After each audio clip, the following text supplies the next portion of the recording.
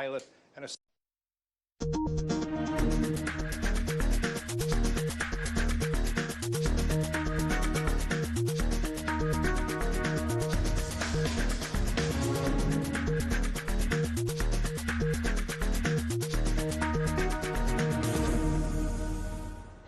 Hello and welcome to Shaka Extra Time. I am Paul Ndiho. Joining me on set is Shaka Sali himself, aka the Kavali Kid. Hello, Shaka. Hello, Paul. How are you? I am hugely terrific. You look damn dapper. Well, I'm looking up to you, my friend. Exquisite man. Thank you, sir. A warm welcome to you all. Our Facebook followers are watching us live. Shaka Extra Time is a show that comes to you every Tuesday. And today we'll be talking about the cyclone that has devastated the southern part of Africa. And we'll be talking about maybe how the impact is had in Mozambique, Zimbabwe, and Malawi. Shaka, your thoughts? You know, it's the cyclone has really been very, very devastating. When you look at the southern countries that have been affected, and especially when you talk about Zimbabwe, you realize that Zimbabwe is actually the focus of international sanctions, especially sanctions from the United States of America, kind of stuff. I think, frankly, this is the time that Zimbabwe should be able to gain some sympathy. So that its people at least can access some food, can access some medicine, some water, and some shelter, really. What can government do or the international community do at this point? Well, first of all, I think governments do have some type of warning systems. They should be able at least to learn, have information that gives them the ability to be able to at least predict what could be coming, so that they could be in a position whereby they can actually get in a situation where they can begin to protect their population.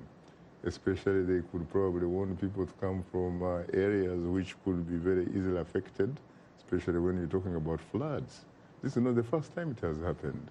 But Shaka, we are talking about natural disasters here. Earlier you mentioned something about sending out a warning. I mean, even in developed countries here, we've had periods where, like, for example, in Florida or in California, they have wildfires. In Florida, they have hurricanes. Every time they come, they totally devastate the place. I agree, but you see, governments have responsibility to provide security to their people.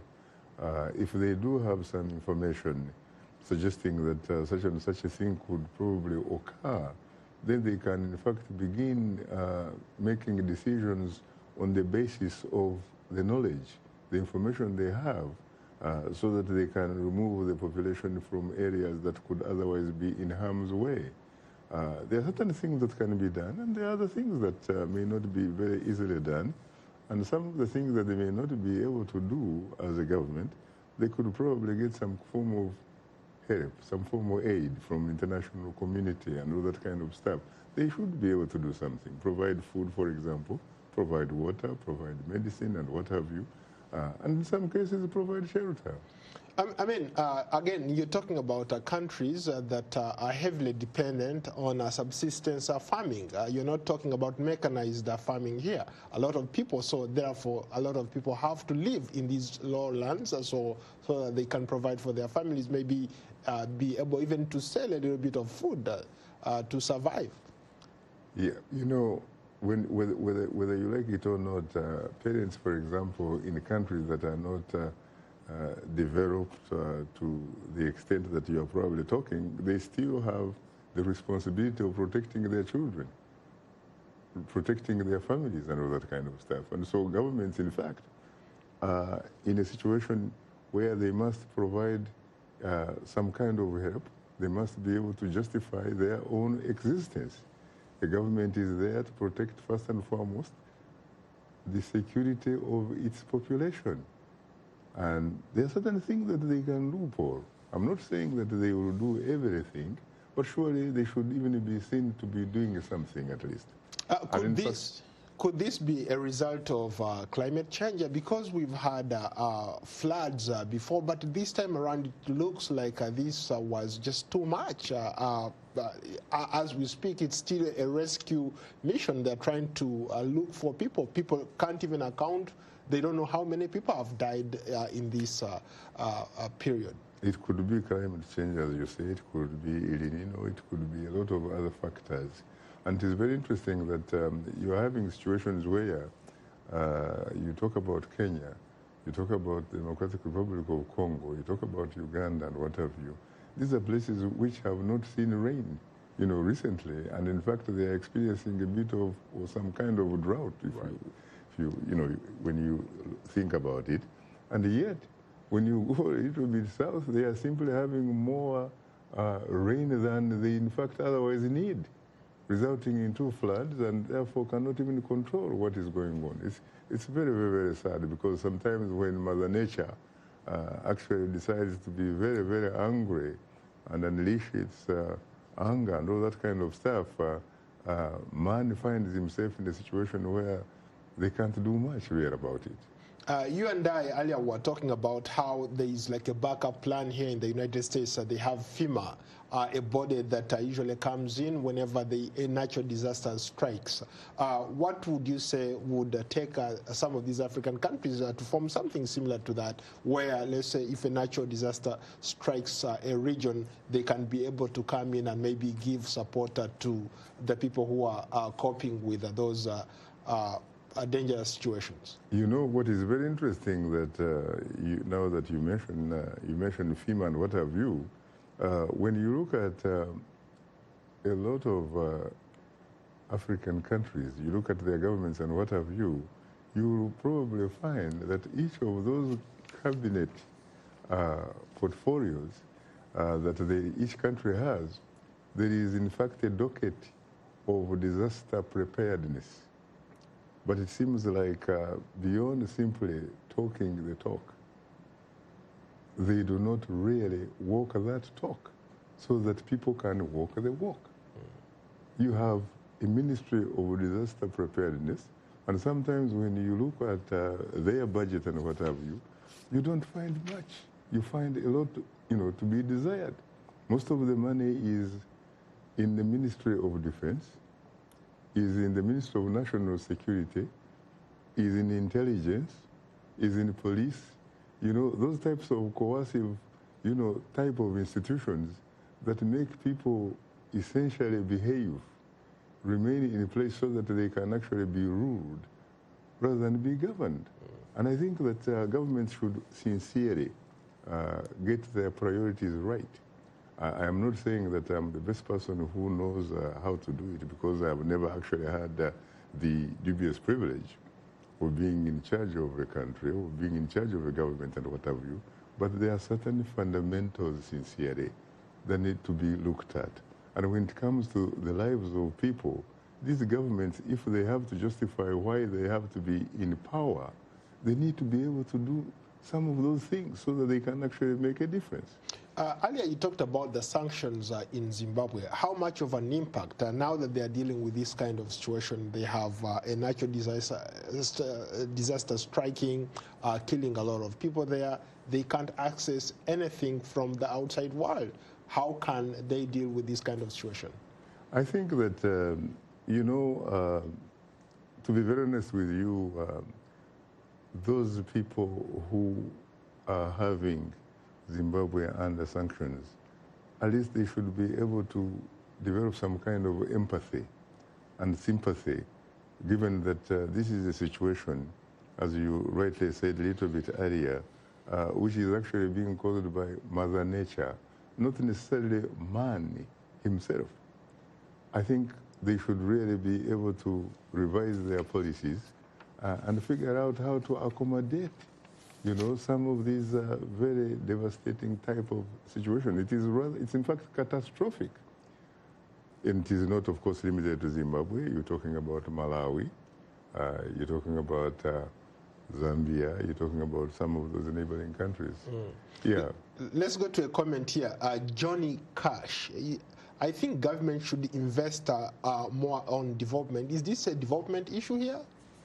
Yeah, of course. I mean, provide some infrastructure, for example. Yeah, infrastructure is a reflection of development. But in places, I gave an example earlier of places where the infrastructure is solid and they still have to deal with natural disasters. Yeah, but you can build some places and areas where, for example, where there is some kind of a disaster, there are some places where you can evacuate.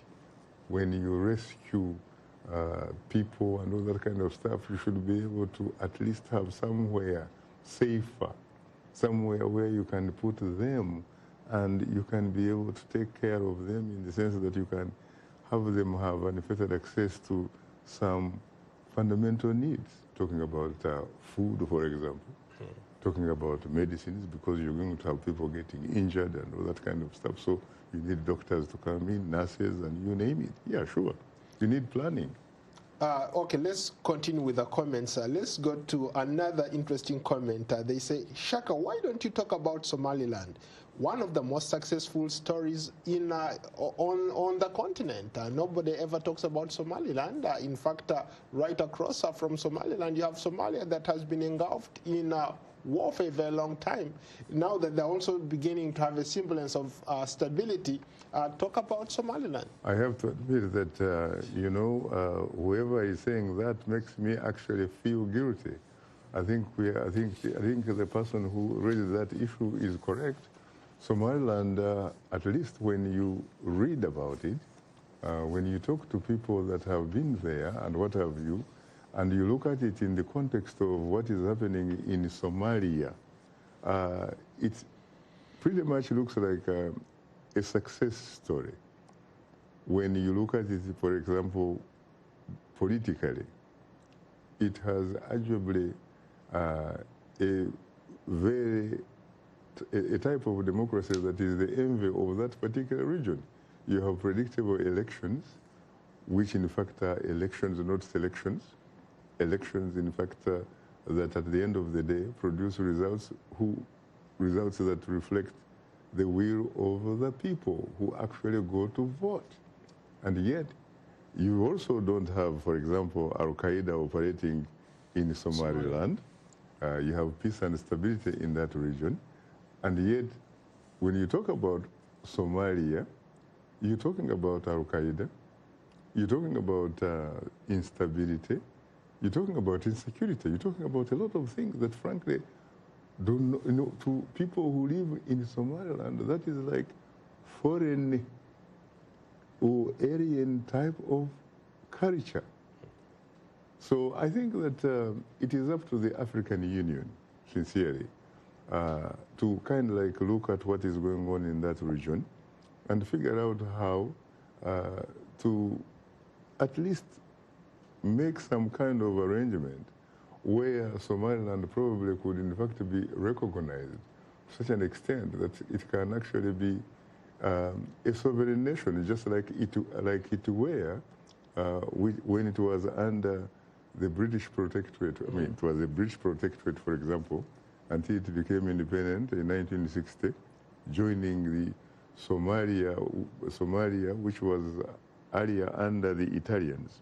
And when the Italians lost the war, it became, it basically was under a United Nations trustship. But that trustship was being presided over by the British. So when the independence came for Somaliland, independence also simultaneously came for Somalia. And then those two countries decided essentially to enter into a sort of political marriage. But when you reach a point where one party, at least one of the parties, decides that they see some kind of, I guess, equivalent to irreconcilable differences, I think you call it a divorce. Unfortunately, this is a marriage that actually is being forced by outsiders. You're talking about the African Union. Somaliland, by the way, the last time I checked, does not have any type of recognition. There is no country that recognizes it by the African Union and by the international community. And yet the most stable and very peaceful part of the a country that is very peaceful, very prosperous. In that particular region, yes. Yes. And you know, when you think about it, they are really either what people call double or triple or code standards, because the last time I checked, there was a country called Yugoslavia in Europe, under Marshal Tito. Under Marshal Tito, Yugoslavia was a very, very progressive, very prosperous, entity. But once he actually died, Yugoslavia, for some reason, collapsed. Yeah. But the European Union took the lead of making sure that Yugoslavia translates into different types of sovereign nations. Yeah. Let me do a quicker follow-up here, talking about the AU playing a role. We have a comment from Awasi Emmanuel Wusu. Good evening, Mr. Shaka. I'm calling from Monrovia. What's AU saying about What's AU saying about the Nigerian elections that were highly rigged by the present government? You talked about AU intervening in Somaliland or doing something for Somaliland. Now you have a question here concerning AU endorsing the election in Nigeria. It is very unfortunate because the African Union, of course, is seen as a very, very influential institution, and an institution, in fact, indeed, that should be able to be in a position where it brings about some kind of, at least, semblance of peace and stability on the African continent. But sometimes, there are critics who say that the AU is, in fact, a toothless bulldog, or rather that it has teeth, but these teeth cannot bite. Because at the end of the day, some of the critics say that it is simply a club of African rulers, really. It doesn't really care so much, or at least there is no reflection, or there is no evidence suggesting that it is actually at the service, that it is providing service to the vast majority of the African people, but rather that it is a club that meets frequently, or at least provides an opportunity for the African rulers or leaders or both to meet and wine and dine and what have you and stuff like that. I think it could do a much better job than that. Now, when it comes to Nigeria, Nigeria is a very legitimate sovereign state. It is the largest, state, at least in terms of population, on the African continent and what have you. It is a country that, plays a very, very big role, for example, when it comes to international peacekeeping. When you talk about peacekeeping, you talk about Nigeria and what have you. So Nigeria is expected to behave and conduct elections, frankly, that are supposed to be elections, not selections. And from what I have seen, at least in the past, reports and all that kind of stuff, it seems to me that, yes, there was an election. Interesting. Speaking of an election, let's cross over to your home country, Uganda. The ruling party a couple of days ago endorsed the current president, Yoweri Museveni, to run for another term. I think they gave him a life presidency. Your thoughts on Uganda? You see, it is very interesting that you say the ruling party, but there are people, in fact, who say that in a country like Uganda, there is probably no party because the party is the president, Yoweri Museveni, that he has so much power that he pretty much gets what he wants. What is interesting is that this time around, from what I have seen, it's like they don't really, they don't seem to know what to do, because they seem to be actually doing things that many, many years ago they decided that they were not good things. For example, there was a constitution in place when they came to power in 1986, and they looked at that constitution, and very interestingly, that constitution was a reflection of a parliamentary system, and there was the presidency, which was, in a sense, a reflection of a hybrid of sorts. And they decided that, no, this constitution was not good. They decided to go back to the Ugandan people, collect views and what have you, but the real thing really here was that the NRM just got an opportunity to run the clock while consolidating itself, consolidating its power. It had nothing to do with changing one good constitution for a bad one. Because guess what? So many years later, that constitution is almost not a constitution. It has almost been transformed into what some will characterize as a personal manifesto, not a constitution. Because the term limits, for example, that had actually been imposed in that constitution no longer exist since 2005. The age cap, which also was part of that constitution, no longer exists. To the extent that now they are actually going back to the same document that they looked at as a very, very bad, very, something, frankly, that was not worth the values, the dignity, the character of Uganda. And now they are going back. So it seems to me that the Yoweri Museveni who came in 1986, the man that was very, very contemptuous of African dictators, the man that was very, very progressive, the man that said the right things, touched the right buttons and all kind of stuff, that man is no longer there. If that man came and met this one, the one that has been changing constitutions, turning them into personal manifestos and what have you, removing age caps, and yet not having the sort of courage that one former Ugandan dictator, Field Marshal Idi Amin Dada, who claimed to be the conqueror of the British Empire, the man who declared himself life president, that the people had decided that he is so good that he should be life president. I don't see why Museveni can't do that. I don't see why he pretends that it is the people who are doing this, who are doing that. Because, for example, a journalist asked him, Mr. President, you said at one time, when you were so contemptuous of African dictators, you said that you did not respect those African leaders who stayed in the power longer, perhaps, than 10 years. What happened? What happened?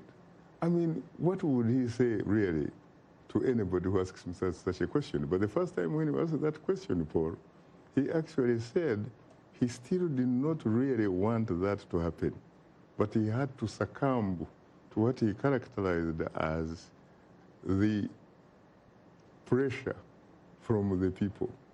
He succumbed to pressure. Speaking of pressure, there are a lot of people here who want you to rise up to the challenge. Let's go to a comment from Olive Majek.